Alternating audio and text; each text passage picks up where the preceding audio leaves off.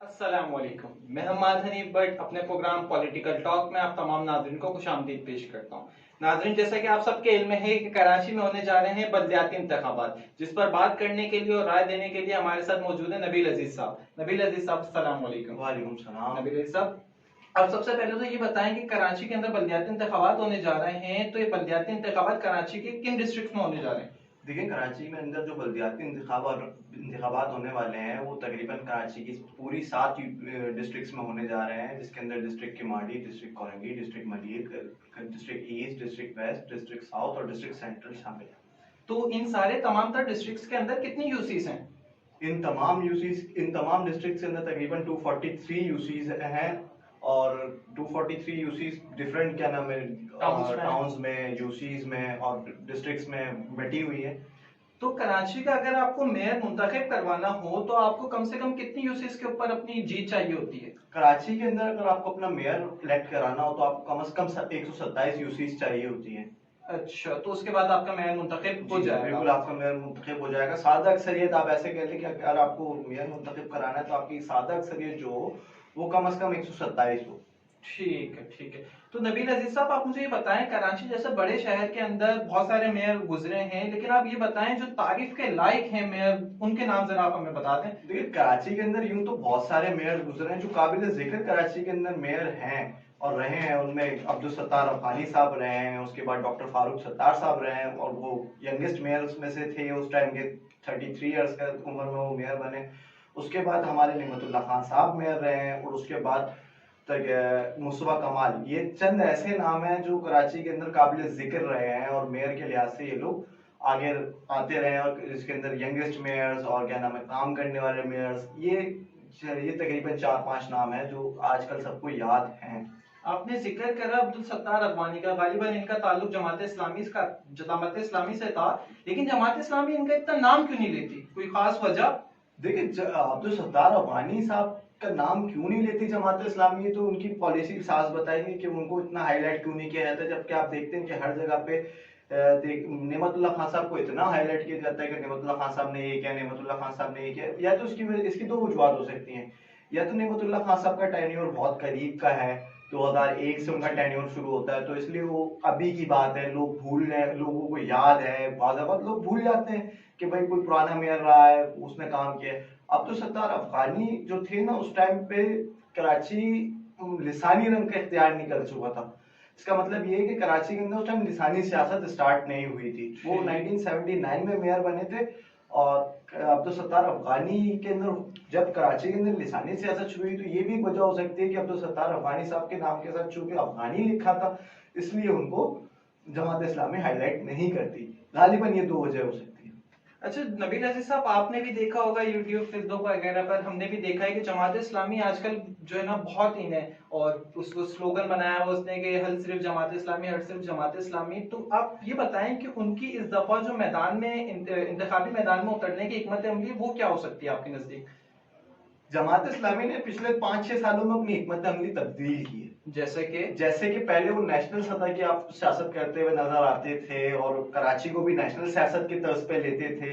अब हिकमत अमली तब्दील की है। अब आप देखिए, कराची का जो अमीर है वो सिर्फ कराची की हद तक ही और उसी को फेस बना के रखा जाता है कि कराची के मसाइल की कोई भी बात होती है तो कराची का अमीर आगे आता है। जो क्या आज माशाल्लाह हाफिज नईमुर रहमान ने, ये हो भी सकता है कि हाफिज नईमुर रहमान साहब ने इस पॉलिसी को चेंज किया, क्योंकि इनसे पहले हमने किसी अमीर को ऐसे देखा नहीं है जमात इस्लामी के।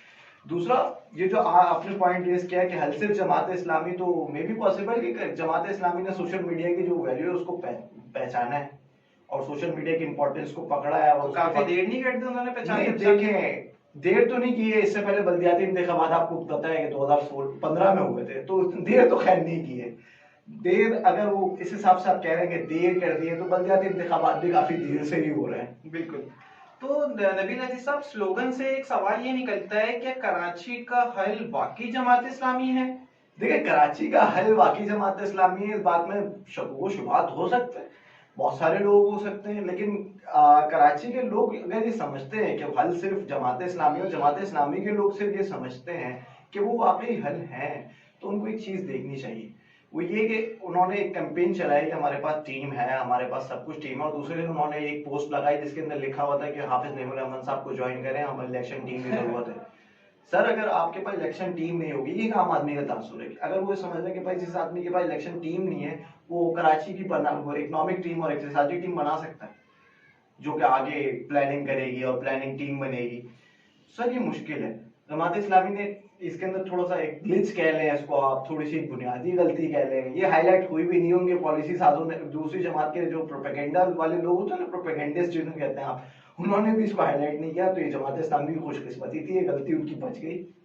तो नबील अजीज साहब, आप क्या समझते हैं कि अगर जमात इस्लामी अपना मेयर मुंतखब नहीं करवा पाती, यानी कि जो हाफिज नईमुर रहमान साहब का हमें फेस नजर आ रहा है, क्योंकि वो एक ही सीट के ऊपर इलेक्शन लड़ रहा है, अगर वो सीट नहीं निकाल पाते तो दूसरा चेहरा कौन होगा जमात इस्लामी का मेयर के लिए? देखिए फिर जमात इस्लामी इनके एक नायब के तौर पर उन्होंने एक बंदा तख्लीक किया होगा कि अगर देखें इंतखाबात में कुछ भी मुमकिन है, पब्लिक वोट देती है, पब्लिक वोट नहीं देती है, ये तो पब्लिक पे मुनहसर है ना। तो अगर सवाल ये है कि अगर वो मुंतखब नहीं हो पाते तो क्या होगा। देखिए मरकजी गाइडेंस तो फिर भी हाफिज नईमुर रहमान साहब ही देंगे ना। तो मरकज जो हाफिज नईमुर रहमान साहब का जो मुतबादिल आएगा वो भी तकरीबन उसी तरीके से काम करेगा, क्योंकि जमात इस्लामी एक मजबूत जमहूरी पार्टी है। इसके हर साल अमीर चेंज होते हैं, हर साल ना भी हो तो 3-4 साल बाद इनके वर्कर्स चेंज हो जाते हैं, और एक आदमी एक कुर्सी पे रहता नहीं है टाइम लगाता। तो इससे इनके अंदर सियासी इर्तिखाब वाली पार्टी है, और ये तकरीबन बहुत पुरानी पार्टी है। इसकी जड़ें 1947 में आपको इस्लामी जमीयत तलबा से मिल सकती हैं कि ये वहां से एक पार्टी निकली, और उसके बाद इनकी नजरियात की एक असास बनी। एक डेमोक्रेटिक पार्टी अगर कोई देखते हैं आप इस मुल्क के अंदर, जो प्योर डेमोक्रेटिक पार्टी जिसको आप कह सकते हैं, जो डेमोक्रेसी के मीनिंग्स पे पूरा उतरती, तो जमात इस्लामी। ठीक है। तो नबील अजीज साहब, आप मुझे ये बताएं कि जमात इस्लामी क्या ये गलती नहीं करी हाफिज साहब को एक सीट पे इलेक्शन लड़वा के? देखिए और कॉन्फिडेंट हो गए? नहीं, ओवर कॉन्फिडेंट तो खैर वो नहीं हुए होंगे, क्योंकि उनको भी पता है कि कराची के हालात और वाकयात कैसे हैं। दो बातें, कराची का जो वोटर है वो मकामी सियासी पार्टीज की जगह, मकामी पार्टीज को जगह देता है, जिसके अंदर जमात इस्लामी रही है पहले इब्तिदा में। तो कराची के अंदर सिर्फ 2 मिसालें ऐसी मिलती हैं पार्टीज की जिन्होंने इस शहर पे हुकूमत की है, उसके अंदर एमकेएम और जमात इस्लामी रही है। जमात इस्लामी ने 3 दफा और एमकेएम पाकिस्तान ने भी गालिबन 3 दफा ही हुकूमत की है। ठीक है। एमकेएम पाकिस्तान और जमात इस्लामी में माइनर डिफरेंस ये है कि जमात इस्लामी का एक निजाम है, और वो वहां पे एक छोटा से तबके से नीचे उससे ऊपर आता है बंदा। और जो हाफिज साहब को इन्होंने एक सीट पे खड़ा किया, उनकी गलती नहीं कहेंगे आप, उनकी पॉलिसी कह सकते हैं। ये वो एक सीट वन कैंडिडेट के उस पे फॉर्मूले पे चल रहे हैं। वो ये नहीं चाहते कि पब्लिक ये समझे कि हाफिज नईमुर रहमान ही है तो मसला हल होगा, हाफिज नईमुर रहमान ना हो तो मसला हल नहीं होगा। सर वो इससे ये बात शो कराना चाह रहे हैं कि हमारी जो टीम है वो एक बंदे पे डिपेंडेंट नहीं है। ठीक है।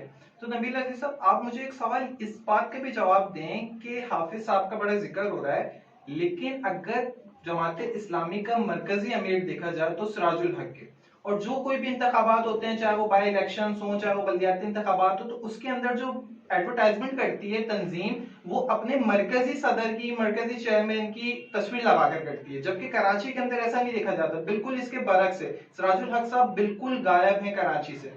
ऐसा क्यों? कराची ये जमात इस्लामी ने जो है वो अपना एक नया, जिसको कहते हैं पॉलिटिकल अप्रोच पाकिस्तान को दी है कि मकामी सियासतदान, लोकल सतह का सियासतदान भी ऊपर रह सकता है, जबकि दूसरी जमातें जो है वो अपने लीडरों के नाम पे वोट खाती है। जमात इस्लामी इस बात से ये साबित करना चाह रही है कि हमें हमारे लीडर पे नहीं, हमें हमारी पॉलिसीज की वजह से, नजरिए की वजह से, और हमारे लोगों से जज्बाती वाबस्तगी की वजह से, हमारे विजन की वजह से लोग वोट देते हैं। अगर वो अमीर को ले आते तो उनमें और दूसरी जमातों में फर्क क्या रह जाता? वो सब यही समझते कि ये भी अपने लीडर के नाम पे वोट मांगने आए।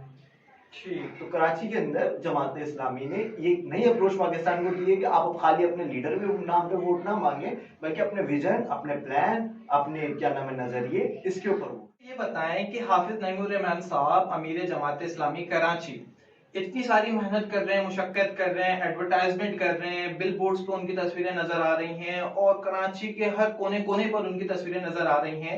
क्या आप मुझे ये बताएं, ये इतना जो खर्चा कर रहे हैं, इनका पैसा आ कहां से रहा है? देखिए पैसा कहाँ से आ रहा है, ये बात बुनियादी जो तौर पे है, इसके सवाल हाफिज नईमुर रहमान साहब भी जवाब दे चुके हैं, सवाल का बहुत बार दे चुके हैं, बहुत सारे पॉडकास्ट में दे चुके हैं, बहुत सारे यूट्यूबर्स ने भी बताया है कि वो पेड नहीं करते।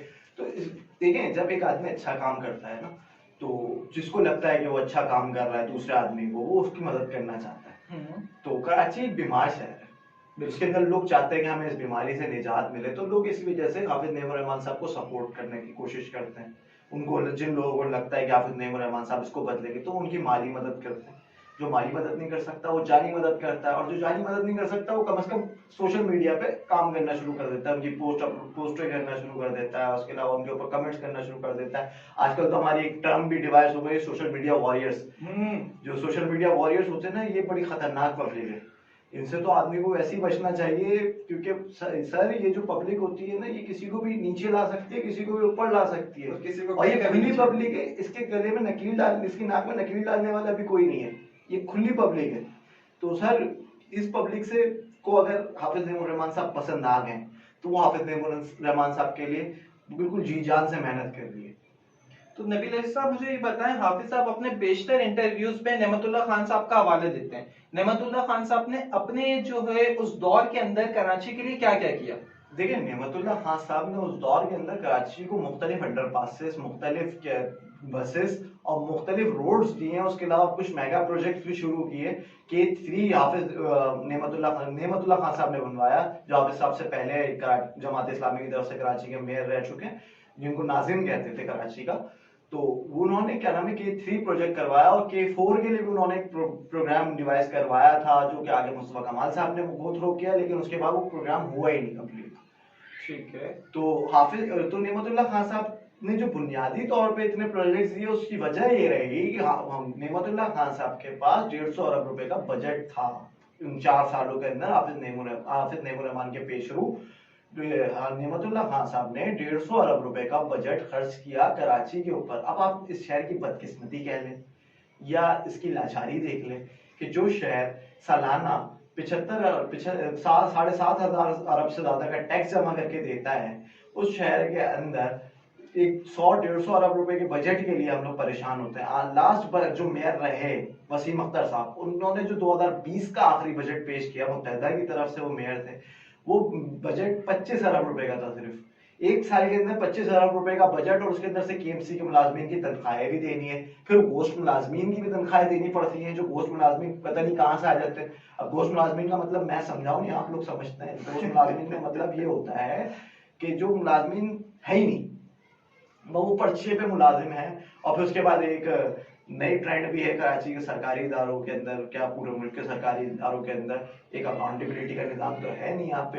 एक बंदा आता है सुबह 9 बजे, 9:30 बजे तक वो अपने अटेंडेंस लगवाता है, उसके बाद वो घर चले आता है। जो रजिस्टर जिसके पास होता है मौला बख्श साहब रजिस्टर पे हाजिरी लेते हैं और चले जाते हैं। वो भी उनका काम ही ये होता है, हाजिरी लेना। और बाकायदा उनके लिए उनको हिस्सा मिलता है। उन्हें 500 रुपए, 1000 रुपए, 2000 रुपए, हर कोई अपनी विसाखत से उनको हिस्सा देता है इस काम के अंदर कि वो अटेंडेंस लगाएं। तो ये कराची का मेन मसला जो है वो करप्शन भी है किसी हद तक, कि करप्शन। और दूसरा है घोस्ट स्कूल। हमारे यहाँ तो घोस्ट टीचर्स होते थे, घोस्ट स्कूल्स भी हैं सर।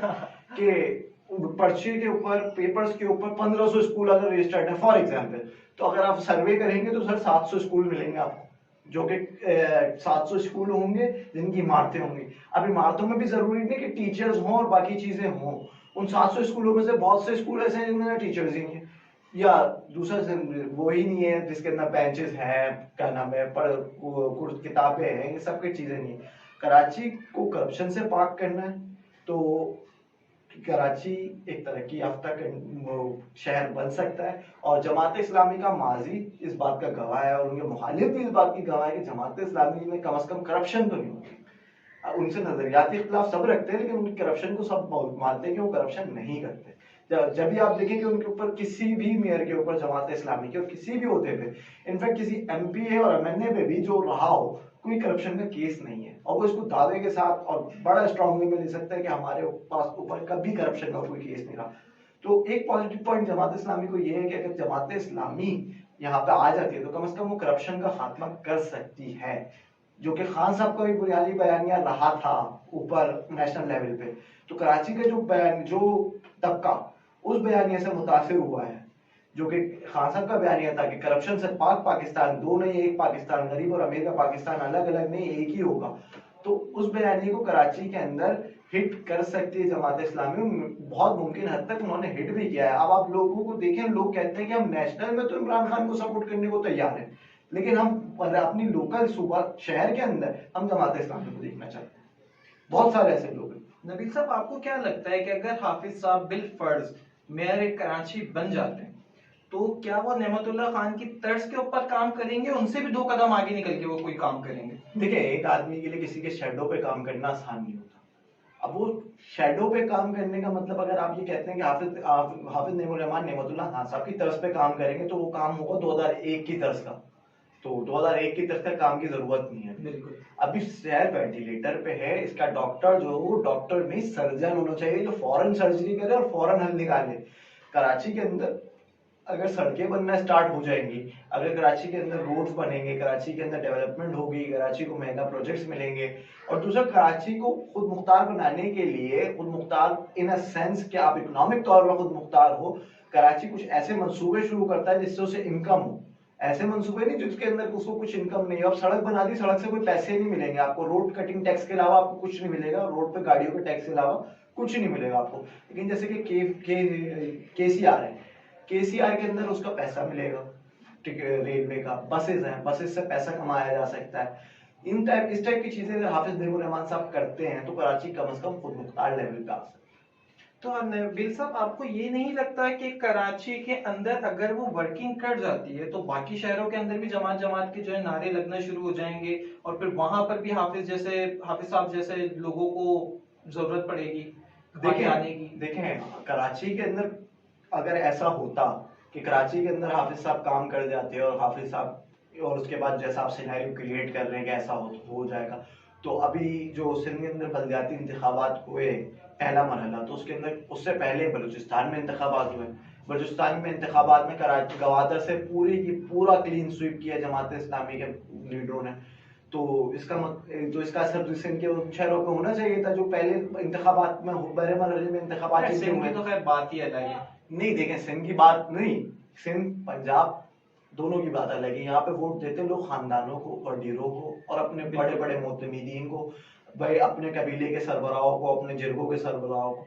इस सोच से पाकिस्तान को निकलना होगा। अब वो लोग बेचारे खुद भी मजबूर हैं, वो लोग वोट नहीं दे सकते किसी और को, वो वोट देने जाते हैं, उनके घर से किसी को अगवा कर ले जाता है। अब मैं किसी खास आदमी को टारगेट नहीं कर रहा कि वो ऐसा करता है, लेकिन अक्सर वो बेशतर ऐसा देखा गया है कि वो टारगेट हो जाते हैं। तो ये जो सिनेरियो है ना, इसको चेंज करना पड़ेगा। इसके लिए मुल्क के अंदर तमाम कौमी से जमातों को, सियासी जमातों को, लोकल हो या नेशनल लेवल पे हो या सूबाई सतह पे हो, उनको ये सोचना चाहिए कि कराची, ये जो हमारे पाकिस्तान की अवाम है, गुलाम कब तक रहेगी? कभी किसी बटेरे की गुलाम, कभी किसी खान की गुलाम, कभी किसी बंदे के गुलाम, कभी किसी अपने कबीले के सरबराह की गुलाम, कभी किसी ब्यूरोक्रेट की गुलाम। तो नबील अजीज साहब, जमात इस्लामी बहुत जो है ना पुरुमीद है कि वो अपना मेयर कराची से मुंतखब करवा लेगी, तो आपको क्या लगता है इसके पीछे अवाम से उनकी उम्मीदें हैं या कोई और हाथ है?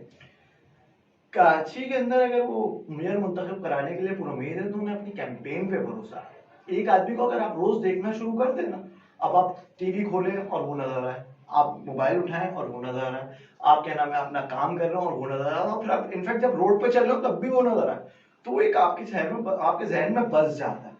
और उसका विजन भी अच्छा हो, वो समझ लो उसका विजन भी ऐसा हो कि वो शहर बनाना चाहता हो, खिदमत करना चाहता हो, तो लोग ऑटोमेटिकली उसको वोट देना चाहते हैं। उम्मीद तो हो जाती है अपने आप से कि वो एक उम्मीद है कि हम जीत जाएंगे। दूसरी बात यह है कि उन्होंने अपने वर्कर्स को पहले से हिदायत कर दी है कि देखिए वोट तो हमें पड़ेगा, उनकी उम्मीद है कि उन्हें वोट पड़ेगा, वोट चोरी नहीं होना चाहिए। लोगों को कम से कम घर से वोट डालने के लिए निकाला जाए, ये जमात इस्लामी का मोटिव है कि लोग भले हमें वोट देने नहीं निकलेंगे लेकिन कम से कम वोट देने निकले। और मुल्क में तब्दीली उसी दिन मुमकिन है जिस दिन कम से कम लोग ये सोचने लग जाएं कि हम वोट देने निकलेंगे। जिस दिन लोग वोट देने निकल आए इस मुल्क के अंदर, उस दिन ये मुल्क तरक्की कर जाएगा। हमारे यहाँ वोट देने क्यों नहीं निकलते भाई? आज इतवार का मौसम है, जैसे कि अब बलदियाती इंतखाबात जो है इतवार को मैच भी है, और उस दिन इंडिया पाकिस्तान का क्रिकेट मैच भी है। उसकी टाइमिंग तो खैर मुझे नहीं पता, लेकिन वो मैच भी है। तो कराची के अंदर एक तो पब्लिक उठेगी 11 बजे तक, मैं एक एवरेज टाइम लेना, 11 बजे तक उठेगी। उठने के बाद उस हलवा पूरी का नाश्ता करना है, थोड़ा फैमिली के साथ टाइम देना है, वो थका हुआ भी है, उसके बाद वो टीवी खोलेगा और मैच लगा लेगा, वोट देने नहीं जाएगा। हालांकि उसको पता ही नहीं है कि उसने इस कौम के साथ कितनी ज्यादती कर दी है। भाई आप कम से कम अगर आपका दिल नहीं है वोट देने का और आप नहीं समझते कि इन सब में से कोई भी उम्मीदवार इस काबिल है कि इसको वोट दिया जाए, एक पाकिस्तान एक वाहिद मुल्क है जिसके अंदर एक ऑप्शन आपको मिलता है कहीं ना कहीं से। भाई इतनी सियासी जमातें खड़ी हुई हैं, उसके अलावा इतनी तादाद में आजाद उम्मीदवार खड़े हो रहे हैं, आपके पास दो ऑप्शन तो है नहीं ना कि आपने एदर इसको चूज करना है या इसको चूज करना है। आपको इतनी कसीर तादाद में ऑप्शन है तो कम से कम आप ये तो भूल ही जाए कि मैं इसको दे दूंगा वोट तो क्या होगा और उसको दे दूंगा तो क्या होगा। कम से कम आप हर चेहरे को आजमा लें, फिर आप भले वोट ना दें। आपने जब आप सबको आजमा लें ना, सब आजाद उम्मीदवारों को, सारी पार्टीज को, और फिर भी कराची के अंदर कुछ ना हो और मुल्क के अंदर कुछ ना हो, तो फिर वोट ना दें। लेकिन पहले सबको आजमाना शर्त है। आप जो कहते हैं ना आजमाइश शर्त है, आप आजमाइश लें सबकी। आप नवीद भाई, आपने आजमाइश की बात करी और आजमाने की बात करी। अगर कराची ने जो है दो बहुत काबिल तरीन मेयर देखें जिनकी मिसालें आजकल हमारे शहर के अंदर गूंज रही हैं, एक नेमतुल्ला खान साहब, एक मुस्तफा कमाल साहब, दोनों का आजमाया हुआ है, क्या हम दोनों को वोट दें? देखिए नेमतुल्ला खान साहब तो इस टाइम हयात नहीं है ना, ठीक है, तो नेमतुल्ला खान साहब की जो जमात है आप उसको वोट दें। कोशिश करें, अगर आपको उनका टेन्योर ज्यादा पसंद है कि भाई जमात इस्लामी और उनका विजन ज्यादा अच्छा लगता है तो आप उनको वोट दें। और दूसरा मुस्तफा कमाल की जहां तक बात है, मुस्तफा कमाल के अंदर एक मैंने एक क्वालिटी देखी कि वो बंदा डिलीवर करना चाहता है। तो आप कम से कम इनको नहीं दे सकते वोट, जो मैं वो बात कर रहा हूँ कि वोट देने जाए, आप इनको नहीं दे सकते, आप उनको दें। और अगर आपको लगता है कि भाई मुस्तफा कमाल ने एमकेएम की वजह से काम किया है तो आप एमकेएम को वोट दे दें। बाइकॉट की जो अपीलें बाहर से आ रही हैं और जो किसी दूसरी जगह से आ रही हैं उन पे कान ना दें। बाइकॉट से बेहतर ये है कि अपना मुस्तकबिल दाव पे ना लगाएं। बाइकॉट, अगर आप इलेक्शन का बाइकॉट कर देते तो होगा क्या, जितने इलेक्शन में कम वोट पड़ेंगे उतने धांधली के चांसेस बढ़ जाएंगे। बिल्कुल भाई जब आप एक पार्टी को वोट देने नहीं जाएंगे तो हो भी सकता है कि आपका वोट कोई और दे दे। बिल्कुल। और अगर आप वोट देने नहीं जाएंगे तो आप एक वोट कम कर रहे हैं तो दूसरी पार्टी का वोट ज्यादा हो रहा है। आप अगर उसको जितवाना नहीं चाहते, भाई आप चाहते हैं कि भाई ये एक पार्टी है, एक पार्टी एक आजाद उम्मीदवार है और दूसरा एक आजाद उम्मीदवार है, आप चाहते हैं कि ये वाला, ये पहला वाला जो आजाद उम्मीदवार है नंबर 1 ये ना जीते, भले नंबर 2 जीत जाए, तो अब नंबर 2 खुद नहीं जीतेगा। आप कम से कम एक काम करके नंबर 2 पे वोट डालिए।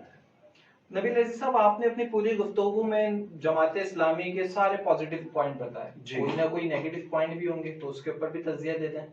कराची के अंदर जो जमात इस्लामी का मेन नेगेटिव पॉइंट ये है ना, ये था और ये रहा है। अब खैर कराची की सियासत तब्दील हो रही है, जमात इस्लामी लिसानी जमात नहीं रही है। अब जमात इस्लामी कहती है कि कराची के अंदर इख्तियारात मकामी सतह पर मुंतकिल किए जाए और वोटर सिस्टम खत्म किया जाए। तो एक मेरा पर्सनल सवाल भी है उनकी क़यादत से कि सर आपके पास जो टाइम था 1979 उनसे लेकर 1986 तक, दो लगातार 8 साल आपका मेयर रहा और उसके बाद 2001 से 2005 तक आपका मेयर रहा है, तो इन टेन्योर के अंदर आपने इसके लिए क्या किया? और दूसरा जो है जमात इस्लामी का पॉजिटिव नेगेटिव पॉइंट ये, पॉजिटिव पॉइंट तो खैर हमने बहुत बताया, नेगेटिव पॉइंट ये है कि वो बार बार जिक्र करते हैं कि 2013 के अंदर ये हमसे इख्तियारात लिए गए बल्दिया से। तो जमात इस्लामी ने उस टाइम क्या किया था? बिल्कुल आया उसके लिए उन्होंने कोई पिटीशन दी थी 2013 में, या 2013 के अंदर कोई एहतजाज, कोई धरना, कोई एक अलामती एहतजाज रिकॉर्ड करवाया था? तो ऐसा नहीं है। तो ये कुछ नेगेटिव पॉइंट्स हैं जमात इस्लामी की जो उनको इफेक्ट करेंगे। दूसरा, जमात इस्लामी जिस नजरिए से आई है और जिस ग्रास रूट से आई है वो इस्लामी जमीयत तलबा का है। इस्लामी जमीयत तलबा के अंदर माजी के अंदर कुछ लोग ऐसे रहे जिन्होंने लिसानी तौर पर काम किया और मारपीट की। जब एक नई जमात बन रही थी तो उन्होंने उनके लोगों को मारा। तो उन लोगों की वजह से जमात इस्लामी को कराची में मुस्तकिल नुकसान हुआ। तो ये भी एक नेगेटिव पॉइंट है क्योंकि वो नस्ल अब जवान हो चुकी है जो पिटी थी, और वो जवान होने के बाद उनके अपने बच्चे इतने इस काबिल हो चुके हैं कि वो अब वोट दें। तो एक नजरिया जो होता है ना कि मैंने एक आदमी के साथ गलत हुआ, उसने अपने बच्चे को बताया कि इसने मेरे साथ गलत किया था, ये नहीं, इसके साथ नहीं जाना। और एक नैरेटिव ये बन गया कि पूरी जमात इस्लामी जो है वो पूरी एक कम्युनिटी के खिलाफ है, जबकि आप देखें कि जमात इस्लामी के अंदर ज्यादातर उसी कम्युनिटी के लोग मिलेंगे। तो जमात इस्लामी के नेगेटिव पॉइंट्स में एक ये भी शामिल है। अच्छा, यहाँ पे मुझे एक जमात इस्लामी की बड़ी पॉजिटिव पॉइंट समझ में आया कि जमात इस्लामी के अंदर तकरीबन हर मसलक से लोग मौजूद हैं। उनके बाज यूनियन काउंसलर जो है वो अहले तशी हैं, उनके बाज यूनियन काउंसलर जो है वो दूसरे फिरकों से ताल्लुक रखते हैं, और दूसरी जो सियासी मजहबी तंजीमें हैं उनसे इसको क्यों एज हासिल है जमात इस्लामी को, क्योंकि इसके अंदर वो मजहब की तफरीक नहीं करते। मजहब की तफरीक से मुराद ये है कि जमात इस्लामी के अंदर हर फिरके के लोग जा सकते हैं, लड़ सकते हैं। तो जो कराची के अंदर दूसरी मजहबी जमातें हैं वो नाकाम होती हैं, उसकी वजह ये है कि वो अपनी तफरीक के बायस कि उनको एक मखसूस तबका वोट देता है, जबकि जमात इस्लामी को एक मखसूस तबका नहीं, एक उनसे नजरियाती वाबस्तगी रखने वाला, एक उनके वजन को सपोर्ट करने वाला, और कुछ साइलेंट वोटर्स जो कि शुरू से जमात इस्लामी को वोट देते आ रहे हैं, ना कि वो जमात इस्लामी का कभी हिस्सा रहे, ना कि वो जमात इस्लामी के किसी नजरिए के हामी है, लेकिन उनको जमात इस्लामी का विजन बड़ा पसंद है।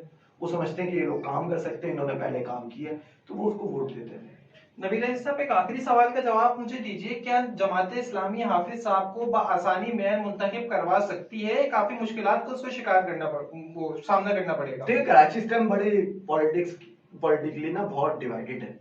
कराची के अंदर जो मरकजी होल्ड्स रहे, स्टेक होल्डर्स रहे, वो अब बिखर गए। तो मे भी पॉसिबल कि इतना आसान ना हो जितना हाफिज साहब समझ रहे हैं। अगर सवाल ये है कि अगर उनको मेजॉरिटी नहीं मिलती तो आया किसी अलायंस में जाएंगे या अपोजिशन में बैठेंगे। तो क्लियर, अब पहले तो उनका टारगेट जो अभी तक दिख रहा है वो क्लियर मेजॉरिटी। अगर क्लियर मेजॉरिटी नहीं मिलती तो हाफिज साहब का अगला ऑप्शन क्या होगा, या हाफिज साहब ही आपको बता सकते हैं। ठीक है, तो नाजरीन आप हमें दीजिए इजाजत। अल्लाह निगहबान। अल्लाह हाफिज।